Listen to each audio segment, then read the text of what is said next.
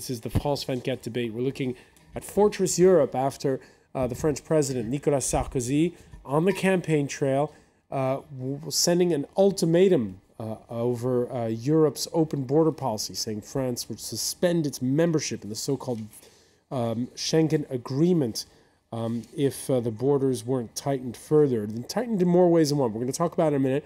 Let's first reintroduce our panel. Catherine de Wenken, who teaches at the Political Science Institute Sciences Po here in Paris. From Brussels, Yves Pascuot of the European Policy Center, Christian Stoffes of the French-German Council of Economic Analysis, and Yves Bertoncini of the pro-Europe think tank Notre Europe, Our Europe. Before the break, we were talking, and Yves Pascuot was making the point about the fact that he objected to putting on even footing the Eurozone crisis and the number of illegal immigrants coming into the country by the French president on the campaign trail. A couple of remarks for you, first of all, from the France 24 debate Facebook page. We can show you one here from Mubarak, who says that it's regrettable but predictable. During these times of economic instability in Europe, the obsession with targeting visible minorities, whether new immigrants to Europe or existing communities, is in line with historical trends. While Michael from Harare in Zimbabwe says, we're now living in a global village. By shutting out migrants, France could be opening the doors for China, Brazil, India, and Russia to invest in the resource-rich countries from which these migrant workers hail. A lot of bad publicity, in other words, associated with an announcement like this one. Christian Stoffes, your reaction to what the fallout will be from this statement by Nicolas Sarkozy? The question of trust is very important. And again, the parallel with the Euro crisis is very clear. Basically, the Greek cheated with their statistics. And nobody was able to say something about it. Their economic statistics. To give an early warning. And the warning was too late, and this was the essence of the Greek debt crisis and the Euro crisis. So here again, we have the problem of common rules, Schengen Treaty, it's common rule, and implementation of the rule at national levels by national administrations. So there is a question of some kind of distrust in sub-segments of the opinion. So I will not put the blame on anybody. Let's not put the blame on the Commission. The Commission is not entitled to give something hard to national governments. So it's probably the responsibility of national governments to say something when they feel something is going wrong. Of course, we are dealing with politics, and politics deals with images, symbols, not only with facts and numbers. You have the image of the boat people. You have the image of Lampedusa, the fortress of Lampedusa, the border fortress, and Marine Le Pen going to the fortress to repeal the invasion. It's a very strong image. And it has a lot of strength on public opinion. And I think it's the responsibility to give an answer. Otherwise, we are going to push the extreme right still higher in our public opinions. All right, you mentioned the extreme right. We're going to hear from its leader, Sarkozy's rivals, responding in kind to his tough talk on immigration. When I said Schengen should be suspended, all his ministers went on television to say I was dangerous, that the free movement of citizens is an absolute priority. He's unable to offer interesting propositions to the French people, so he's using Europe as a scapegoat. But the French won't follow him down that road. Yves Pascuot in Brussels, what is the mood this Monday after Sarkozy's speech? Do they feel as though the president is trying to make Europe a scapegoat? The mood is, I would say, quiet, because there has been few declarations at European level on these proposals. I think that most of the declarations were from French national parties At European level, I think that lots of people are really skeptic on that announcement, in the sense that on a legal basis it would be very, very much difficult to put into place what Nicolas Sarkozy wants to achieve.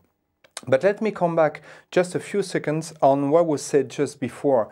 The speaker before said rightly that there is a problem of implementation of common rules, and in this case of the Schengen Border Code. But the answer is already on the table, because the problem is, how do we evaluate how member states are acting at their external borders? There is a Schengen evaluation mechanism that is in motion today, which is not sufficient, because member states are able to be or are controlled, but there is no surprise on-the-spot visits.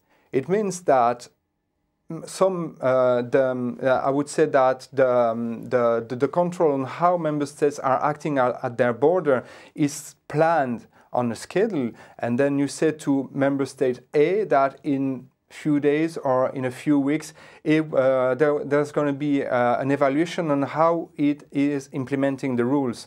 So it is not satisfactory, because the member state is able to organize appropriate checkings at its external borders. We have a proposal on the table since 2009, which is proposing that checks should be launched in an unannounced manner. But member states do not want to be controlled in an unannounced manner. I think that this should be pointed out, in the sense that there is here a solution to restore mutual trust, because you can go on the spot and check how your partner is acting. And member states are saying, on the one hand, we need to restore common trust, but they are not providing and they are not delivering on the proposals that are on the table.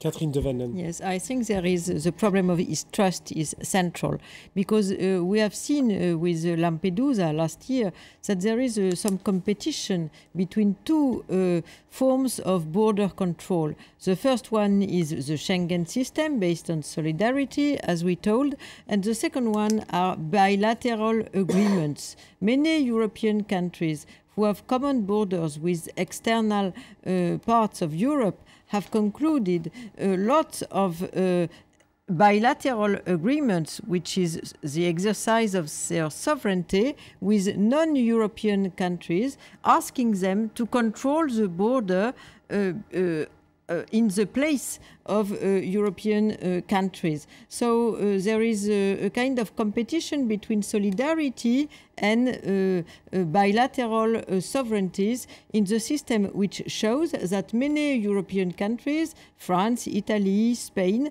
for example, which have concluded many bilateral agreements, are not confident in the Schengen system, and they are more confident in negotiating, bargaining the border control with extra European neighbors. A yardstick of excuse me, a yardstick of how far European solidarity really is from being achieved. Yes, it shows that there is a lack of solidarity, because they have preferred to conclude with Libya, for example, who was presented as the last gate to Europe, and it was the role which was given to Gaddafi. The same for Tunisia, which was with agreements concluded with Ben Ali, and so many other examples. And so these two systems are in a kind of competition. Yeah, it's kind of competition, but it's also complementary.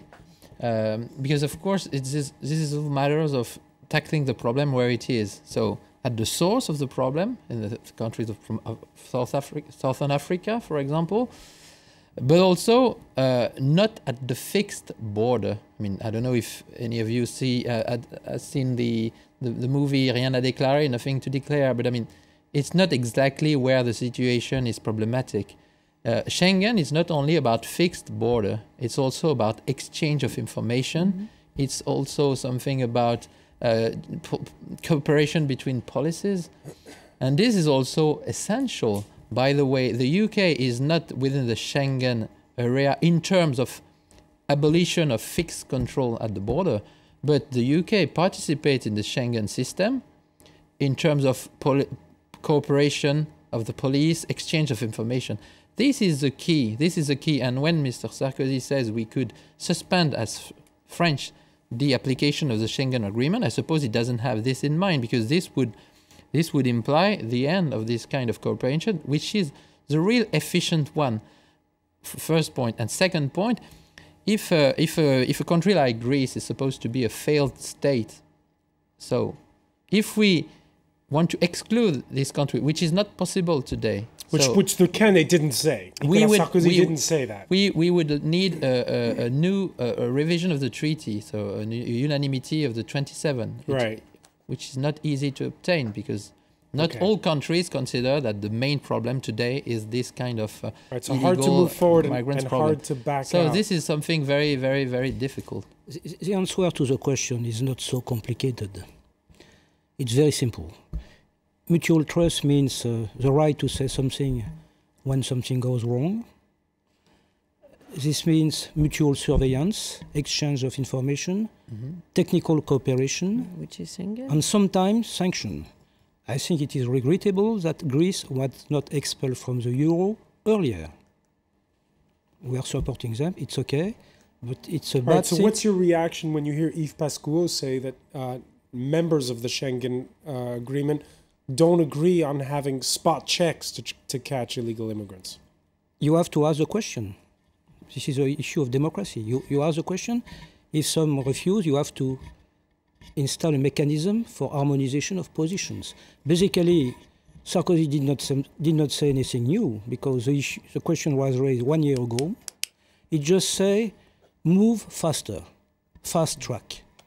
Move faster. You don't move fast enough. It's not so difficult to solve the issue. And you have to dramatize the issue to make it happen. Before we move on to the economics portion of this, Catherine de Venden, just a question about politics, French politics for our viewers. When he ran in 2007, Nicolas Sarkozy spoke of chosen immigration. Yes. Choosing who's allowed into the country.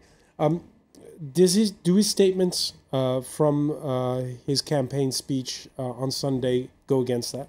No, because many topics relating to migration, which were introduced in his campaign of 2007, have disappeared. The question of building a Euro-Mediterranean space was announced in 2007, and we didn't hear anything about that on Sunday. The same for immigration choisie, the so-called chosen migration, which was one of his topics, because it had been introduced in 2006, 1 year before the presidential campaign of 2007. So why is he no longer nothing about that? Why is that? Because I think the pressure of the National Front has been very strong. And so he tries to share some topics with the National Front, which is claiming for zero migration. And so the debate is more on zero migration, coming back on this topic, than on a selective migration to have competition over the world with the best that we could recruit. All right, so there you have it. Our panel saying that Nicolas Sarkozy's Europe credentials on the issue of Schengen are poor. But it wasn't just about immigration in his campaign speech Sunday. The French president arguing the case for a French version of the Buy America Act. Only the companies which have chosen to produce goods in Europe will qualify to work on EU public projects. Why can't Europe do what the United States, the cradle of free market, have passed into law? Christian Stoffes, good idea? I am basically believe in free trade, and also you have a problem of implementation, because when you take protectionist measures, you have retaliation risk. And again, European countries have different views. Major exporting nations like Germany do not want to risk retaliation. More protectionist and more isolated countries from international trade are more prone to accept this. So it's a very difficult issue to propose. I think that the Schengen issue is easier to implement. There will be an easier acceptance by all European countries, but I don't believe too much in the Buy European Act. You don't believe in it. Yves Pascual, would you say, when you listen to both those points, that Nicolas Sarkozy is moving towards a more pro-European or anti-European stance? I would say, according to the speech he gave yesterday, that is clearly going on an anti-European side. This is maybe the first time that a personality of his rank has proposed to go backwards regarding the foundations of the European Union. He's going backwards regarding freedom, which is a pillar of the building of the European Union. And I must say also that is running counter the basics of the European Union, in the sense that in proposing to act on a unilateral manner, Nicolas Sarkozy undermines the basic concept of the treaty, which requires, as stated by the European Court of Justice in 1964, that, and I quote, member states shall not take the law into their own hands.